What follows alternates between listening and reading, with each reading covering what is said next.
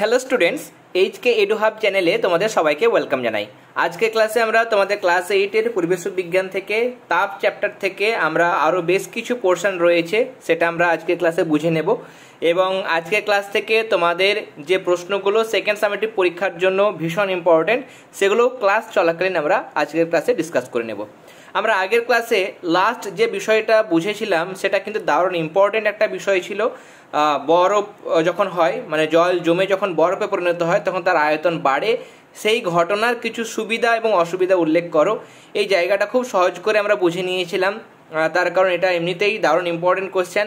পুরো একটা প্রশ্ন আসতে পারে 3 নম্বরে। তাছাড়া ভেতর থেকে এই জায়গাগুলো, যে শীত প্রধান দেশে মোটরের রেডিয়েটরের মাঝে মধ্যে ফেটে যায় কেন, বা জল সরবরাহের পাইপগুলো ফেটে যায় কেন, কেমন, বা শীত প্রধান দেশে বিভিন্ন জলাশয়ে মাছেরা কী করে বেঁচে থাকে, ভেতর থেকেও আমার এই জায়গাগুলো থেকে প্রশ্ন জিজ্ঞাসা করা হয়। সেগুলো আমরা আগের ক্লাসে বুঝে নিয়েছিলাম। যারা আগের ক্লাসগুলো দেখোনি অবশ্যই আগের ক্লাসগুলো চ্যানেলের প্লেলিস্ট অপশন থেকে দেখে নিও। দেখো, আজকে আমরা দেখব এবার আর কিছু বিষয়। আমরা যেমন বরফের ক্ষেত্রে দেখলাম যে জল থেকে যখন বরফে পরিণত হয় 100 সিসি জল নিলে সেটা যখন বরফে পরিণত হবে সেটার আয়তন প্রায় 10 সিসি মতো বেড়ে যায়, নিয়ে 110 সিসি হয়, 10% মতো বেড়ে যায়। মানে তুমি একটা বোতলে যদি এতটা পর্যন্ত জল নাও, সেটা যদি ডিপ ফ্রিজের মধ্যে রেখে বরফে পরিণত করো, দেখা যাবে এতটা জল নিয়েছিলে, হয়তো এবার এতটা পর্যন্ত বরফ হয়ে গেল। তাহলে জল থেকে বরফ হলে সেখানে আয়তন বাড়ে। এবার তাহলে কোনো কোনো তরল কঠিনে পরিণত হলে আয়তনে বেড়ে যায়, অর্থাৎ ঘনত্ব কমে। এরকম আরও কিছু পদার্থ হচ্ছে ঢালাই লোহা, পিতল। ঢালাই লোহা, পিতল এগুলোর ক্ষেত্রে তরল জিনিসটা যখন জমে কঠিনে পরিণত হয় তখন তার আয়তনটা বাড়ে। এই জন্য বিভিন্ন মূর্তি সেগুলো কিন্তু পিতলের তৈরি হয়। তার কারণ কি, সেগুলো মূর্তি করার জন্য বিভিন্ন আকৃতির বিভিন্ন শেপের ছাঁচ থাকে, সেই ছাঁচের মধ্যে গলিত পিতলটাকে ফেলা হয়। এবার হালকাভাবে থাকে সেই জিনিসটা, এবার যখন সেটা জমে কঠিনে পরিণত হয় তখন একদম আয়তনে কিছুটা বেড়ে যায় এবং ছাঁচের মধ্যে একদম শক্ত করে আঁটসাঁটোভাবে টাইটলি কিন্তু সেটা লেগে যায়। ফলে মূর্তির মধ্যে বা বিভিন্ন ডিজাইনের মধ্যে যা যা কারুকার্যগুলো থাকে সেগুলো একদম সুন্দর করে ফুটে ওঠে। ওকে, বাড়িতে যদি দেখো ছাঁচে ঢালা ধাতুর মূর্তি তৈরি থাকে তাহলে জানার চেষ্টা কর মূর্তিটি কোন ধাতু দিয়ে তৈরি। ধাতু গলিয়ে আর ছাঁচে ঢেলে যে মূর্তিগুলো তৈরি করা হয় তা বিশেষ ধাতু ব্যবহার করে তৈরি করা হয় কেন? তার কারণ দেখলাম যে সেখানে বিশেষ ধাতু দিয়ে তৈরি হচ্ছে, সেখানে যাতে করে তারা যখন তরল থেকে কঠিনে পরিণত হবে তার আয়তনে বাড়ে, এরকম ধাতুই নেওয়া হয় যাতে করে ছাঁচে ফেলে মূর্তিগুলো তৈরি করার সময় সেগুলো কি হয়, ওই ছাঁচের বিভিন্ন ডিজাইনের মধ্যে সেগুলো মানে গলিত ধাতুটা ঢুকে যায় এবং জমাট বেঁধে যখন কঠিনে পরিণত হয় তখন যেহেতু আয়তনে বাড়ে তার জন্য একদম সূক্ষ্ম সূক্ষ্ম কারুকার্যগুলো সুন্দর করে কিন্তু ফুটে ওঠে। এবার এখানে দেখো একটা প্রশ্ন দিয়েছে, এই জায়গাটা থেকে অনেক সময় প্রশ্ন দেয় যে দুখণ্ড বরফকে যদি তুমি শক্ত করে চেপে ধরো তারপর কিছুক্ষণ পর ছেড়ে দিলে দেখবে সেটা কিন্তু জোড়া লেগে যায়। বা আমরা ছোটোবেলায় করতাম যেটা, সেটা হচ্ছে যে দুটো হয়তো আইসক্রিম নিতাম, আইসক্রিম নিয়ে সেটাকে যদি মানে স্টিক লাগানো আইসক্রিম এরকমভাবে চেপে ধরে যদি ছেড়ে দিতাম তো দেখা যেত এটা কিন্তু আইসক্রিমটা এরকমভাবে লেগে যেত, কেমন, সেটা কিন্তু ছাড়তো না। এটা কেন হয়? তার কারণ এখানে বরফের গলনাঙ্ক বা যে কোনো পদার্থের গলনাঙ্কের ক্ষেত্রে তার চাপের একটা বিশেষ ভূমিকা রয়েছে। যেমন চাপ বাড়লে বরফের গলনাঙ্ক কমে যায়, বরফের গলনাঙ্ক কিন্তু কমে যাচ্ছে। মানে 0 ডিগ্রি হচ্ছে বরফের গলনাঙ্ক, মানে 0 ডিগ্রি উষ্ণতায় বিশুদ্ধ বরফ গলে জলে পরিণত হয়। এটা হচ্ছে 0 ডিগ্রি হচ্ছে বরফের গলনাঙ্ক। এবার চাপ যদি বাড়ানো হয়, তুমি তো টাচ করেই নেই, এটাকে প্রেস করে শক্ত করে চেপে ধরে আছো দুটো আইসক্রিমকে, কেমন, বা দুটো বরফকে শক্ত করে চেপে ধরে আছো, তাহলে চাপ দিলে সেই যেখানে টাচ হয়ে আছে সেই সংযোগ স্থলে মানে যেখানে জয়েন্ট তুমি লাগাচ্ছ সেইখানে গলনাঙ্ক কমে যাবে। কেন কমবে? যেহেতু চাপটা বাড়ছে। এবার সেখানে কিছুটা বরফ কি হয়, গলে জলে পরিণত হয়, কিছুটা বরফ কিছু সংযোগস্থলে যেহেতু গলনাঙ্ক কমছে কিছুটা বরফ গলে কিন্তু জলে পরিণত হয়। এবার যখন তুমি চাপটা সরিয়ে দিচ্ছ, চেপে ধরেছিলে, এবার একটা তুমি ছেড়ে দিচ্ছ ধীরে ধীরে, তখন চাপ সরিয়ে নিলে আবার গলনাঙ্ক বেড়ে যায়। গলনাঙ্ক যদি বেড়ে যাওয়ার সঙ্গে সঙ্গে কি হয়, যে বরফটা গলে জল হয়ে গেছিল এতক্ষণে সেটা আবার সঙ্গে সঙ্গে বরফে পরিণত হয়। যেই বরফে পরিণত হয় তখন এবার ওই বরফের খণ্ড দুটো বা আইসক্রিম দুটো কিন্তু জোড়া লেগে যায়। ওকে, এবার দেখো গলনের সময় আয়তন কমে এমন কয়েকটি পদার্থের নাম লেখো। বরফ তুমি আগেই পড়েছো, এছাড়া ঢালাই লোহা এগুলোর ক্ষেত্রেও কিন্তু গলনে আয়তন কমে। ওকে, এরপর দেখো, এটা শর্ট কোয়েশ্চেন, তোমরা পাবে, প্রশ্নবিচিত্রাতেও পাবে। বরফের ওপর 1 বায়ুমণ্ডলীয় চাপের সমান পরিমাণ চাপ বাড়ালে গলনাঙ্ক কত কমে? 1 ডিগ্রি কমে না, 1 ডিগ্রিকে তুমি 1000 একক দশক শতক 10,000 ভাগ করো, নিয়ে তার 7 গুণ করো, মানে অনেক কম, 0.0007 ডিগ্রি সেলসিয়াস এত কমে যায়। কিন্তু তা হলেও এটা একটা মান আছে, সেটা বলতে হবে। ওকে, যদি বলে বরফের ওপর 1 বায়ুমণ্ডলীয় চাপ বাড়ালে গলনাঙ্ক ড্যাশ ডিগ্রি সেলসিয়াস কমে, উত্তর হবে 0.0007 ডিগ্রি সেলসিয়াস। মানে বরফের ওপর 1 বায়ুমণ্ডলীয় চাপ মানে 1 atm চাপ যদি বাড়ায়, তাহলে বরফের গলনাঙ্ক কত কমে?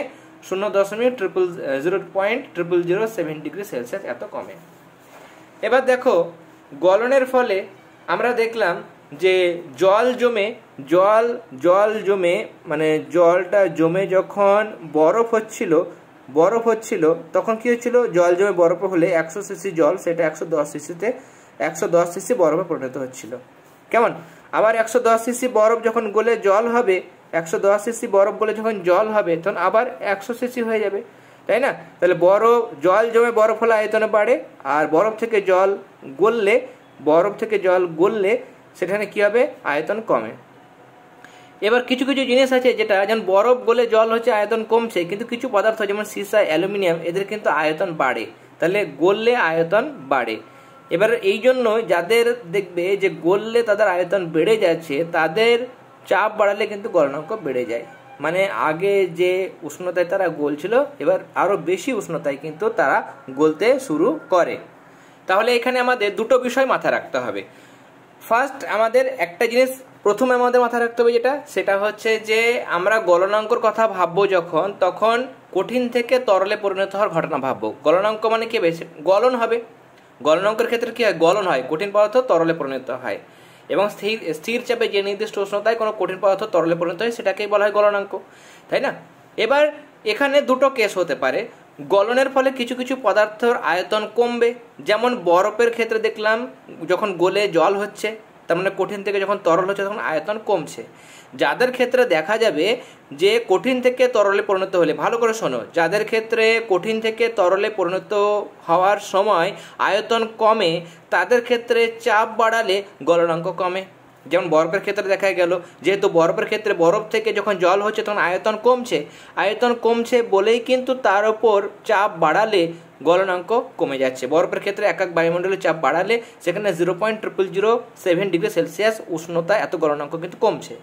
এবার 2 নম্বর জিনিস দেখবো যে কিছু কিছু পদার্থ যাদের কঠিন থেকে তরল হলে আয়তন বাড়বে, কঠিন থেকে তরল হলে আয়তনটা বেড়ে যাবে। ওকে, এই সমস্ত কেসের ক্ষেত্রে যাদের কঠিন থেকে তরলে পরিণত হলে আয়তন বাড়ে, তাদের উপর চাপ বাড়ালে এবার গলনাঙ্ক কমবে না, গলনাঙ্ক বাড়বে।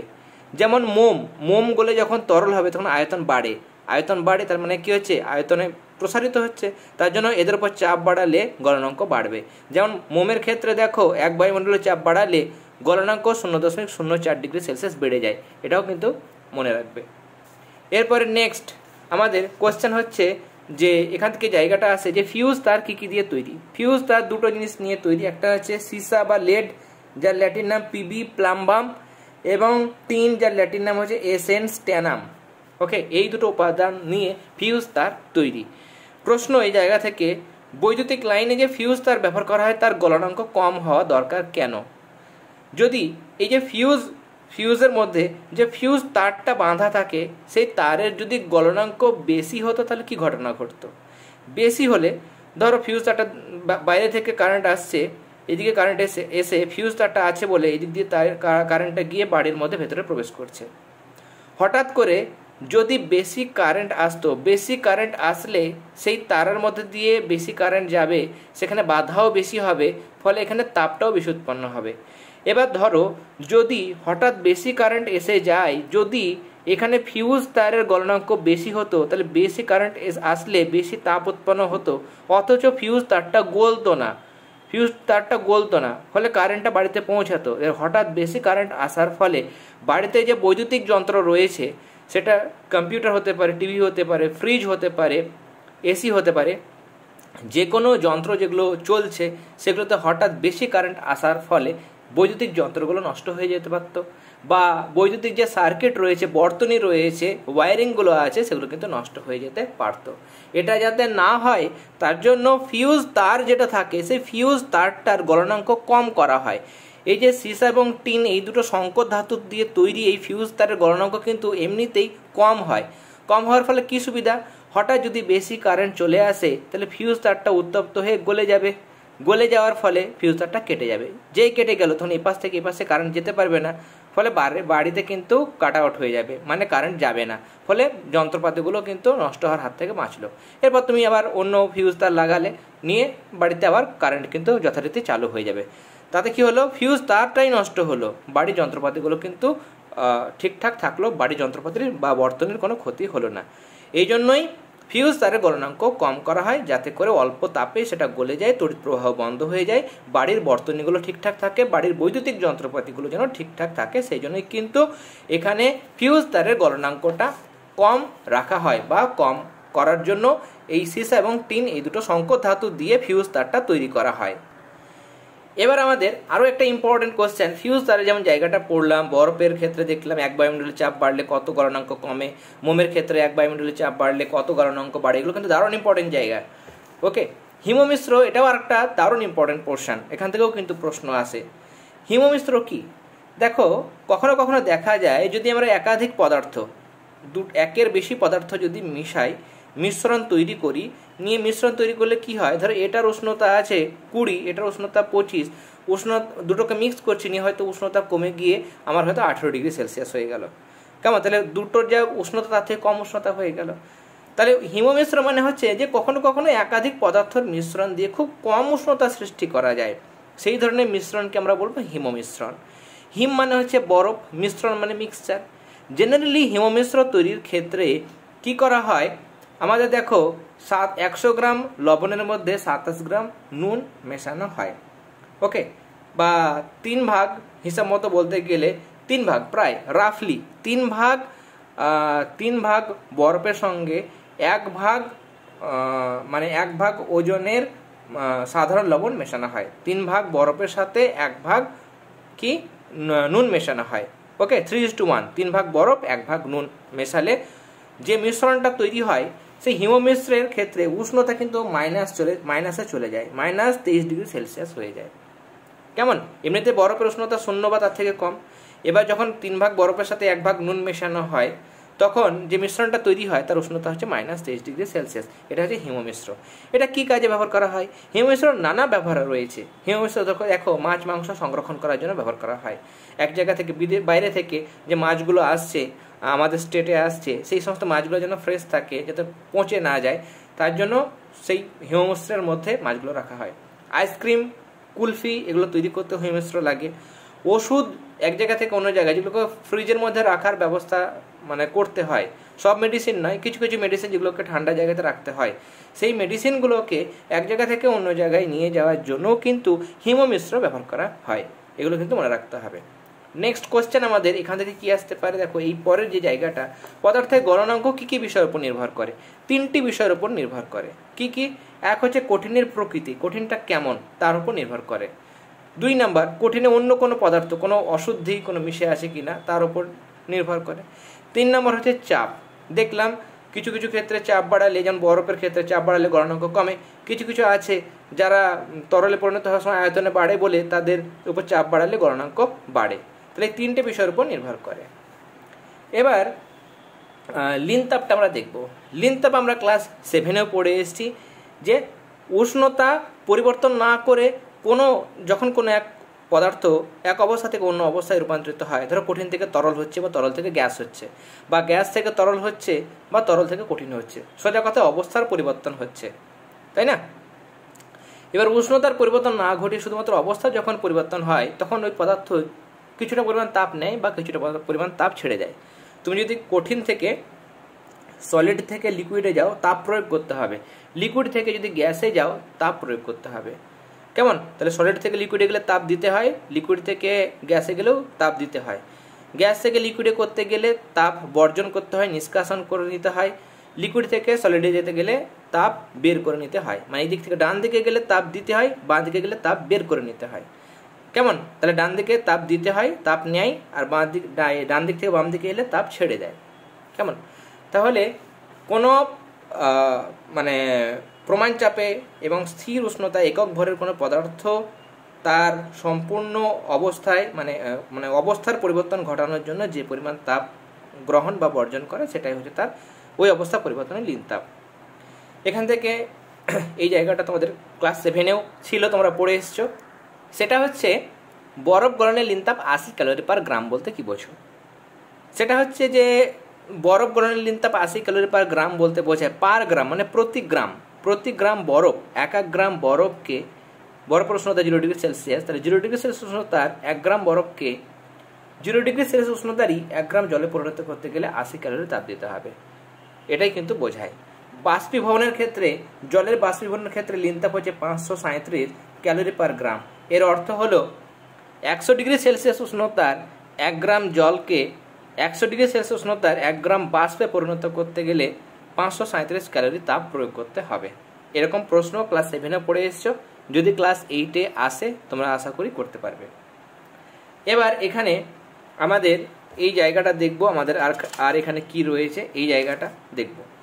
বলছে বরফের টুকরোর মধ্যে যদি গর্ত করে আমরা জল রাখি, ওই জল কি বরফে পরিণত হয়?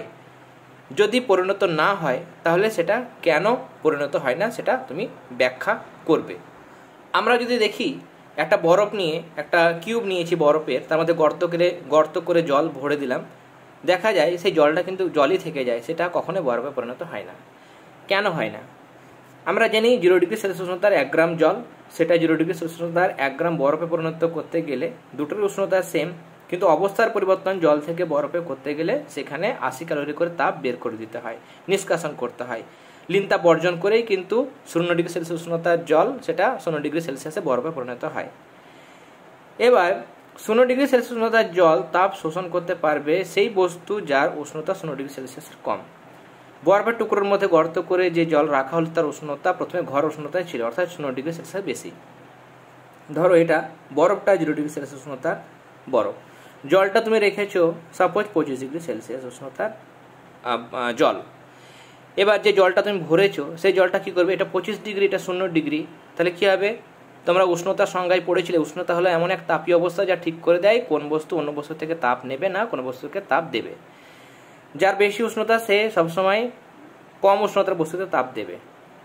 তাহলে এ ঠান্ডা হওয়ার জন্য 1 ডিগ্রি করে কমবে, 1 ডিগ্রি কমিয়ে 24 হবে, সেই তাপে কিছুটা বরফ গলবে, কিছুটা বরফ এখানকার বরফ গলবে, আরও কমবে, 24 থেকে 25 হবে, 23 হবে, 20 হবে, এমনি করে করতে করতে করতে করতে ভেতরকার জলটা যখন 0 ডিগ্রি সেলসিয়াসে আসবে তখন দেখো 0 ডিগ্রি সেলসিয়াস এবং বরফ যেটা সেটাও 0 ডিগ্রি সেলসিয়াস।